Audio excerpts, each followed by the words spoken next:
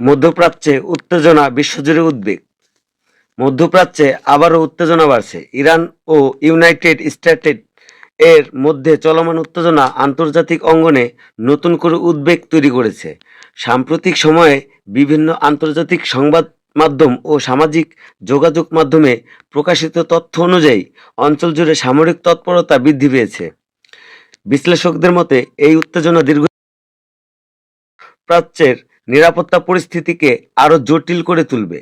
একই সঙ্গে বিশ্ববাজারে জ্বালানি তেলের সরবরাহ ও দামের উপরও এর প্রভাব পড়তে পারে বলে ধারণা করা হচ্ছে। বিশেষজ্ঞরা বলেছেন, পরিস্থিতি দ্রুত নিয়ন্ত্রণে আনা না গেলে বৃহত্তর আঞ্চলিক সংঘাতে রূপ নিতে পারে। তাই বিশ্বজুড়ে এখন নজর রাখা হচ্ছে মধ্যপ্রাচ্যের সাম্প্রতিক ঘটনার প্রবাহের দিকে। তবে আন্তর্জাতিক মহল পরিস্থিতি শান্ত করার জন্য কূটনৈতিক উদ্যোগ নেওয়ার আহ্বান জানিয়েছে।